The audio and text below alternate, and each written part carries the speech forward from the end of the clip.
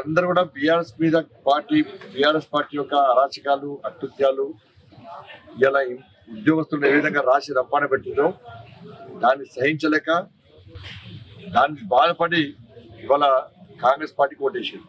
కానీ ఇవాళ ఏమైందంటే పదవీ విరమణ రాకముందే రేపు పదవీ విరమణ అయితే నా పరిస్థితి ఏంది, నేను ఉంటానా చస్తానా అనేటువంటి ఒక భయానక పరిస్థితి ఇవాళ ఉద్యోగస్తులకు ఉన్నది. ఈ ప్రభుత్వం ఉన్న రోజులు నేను ఉద్యోగంలో ఉండాలి, లేకుంటే నాకు బెనిఫిట్స్ రావు అని చెప్పి ఒక భయపడే పరిస్థితి ఇలా రిటైర్మెంట్ అయిన ఉద్యోగస్తుల పడి ఇవాళ వాళ్ళ నిరసన చెప్పే స్థాయికి వచ్చిందంటే కాంగ్రెస్ ప్రభుత్వానికి మూడింది. వాళ్ళకు ఒక భరోసా కల్పించడానికి, వాళ్ళకు ఆత్మవిశ్వాసం కల్పించడానికి, మీకు భారతీయ జనతా పార్టీ అండగా ఉందని చెప్పి చెప్పడానికి ఇవాళ నేను వాళ్ళ దగ్గర వచ్చిన. ఇప్పటికే 61 మంది చనిపోయారు. ఈ ప్రభుత్వానికి ఏ విధంగా సెగ తగిలించాలో ఆ విధంగా సెగ తగిలించడానికి ఇలా నేను సిద్ధంగా ఉన్నా. కేంద్ర మంత్రి పదవి ముఖ్యం కాదు. ఇలా గ్రూప్ 1 ఎగ్జామ్ పరీక్షల విషయంలో యువతకు ఇబ్బంది కలిగినప్పుడు ఇదే దోమలు కూడా చివరిస్తాకు ఉద్యమం చేస్తాం మేము. సరే వాళ్ళు వీళ్ళు పనికిరానోళ్ళు ఇలా కేంద్ర మంత్రి ఈ గల్లీలో కొట్టాడుతారంటే వాడు వీడు ఇవ్వడనుకునే కాదు.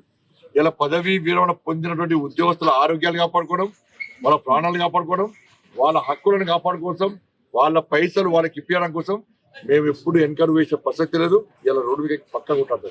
వాళ్ళు రాకుండా వాళ్ళకి ఇబ్బంది అయినా ఇలా భారతీయ జనతా పార్టీ కార్యకర్తలం 100% కొట్టాడతాం.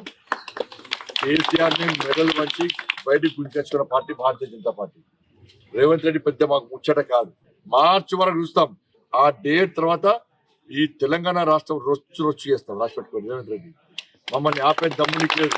ఈ పోలీస్ కేసులు, ఈ లాఠీ దెబ్బలు, ఈ చీరలు మాకు కొత్త కాదు. తప్పకుండా మీ అందరికీ వీళ్ళందరికీ అండగా ఉంటాం.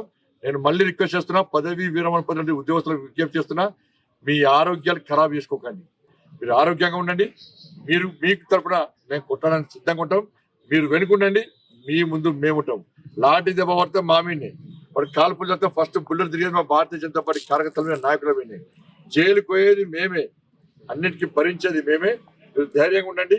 మీరు ఆరోగ్యాన్ని కాపాడుకోండి. ఎక్కడ నిరాశ పడాల్సిన అవసరం లేదు, ఎక్కడ భయపడాల్సిన అవసరం లేదు. మీరు ధైర్యంగా ఉండాల్సిందిగా ఇలా వాళ్ళందరికీ భారతీయ జనతా పార్టీ తరఫున విజ్ఞప్తి చేస్తున్నారు. అసలైన తొలి వెలుగు. ఫాలో వాట్సాప్ @తొలి వెలుగు official.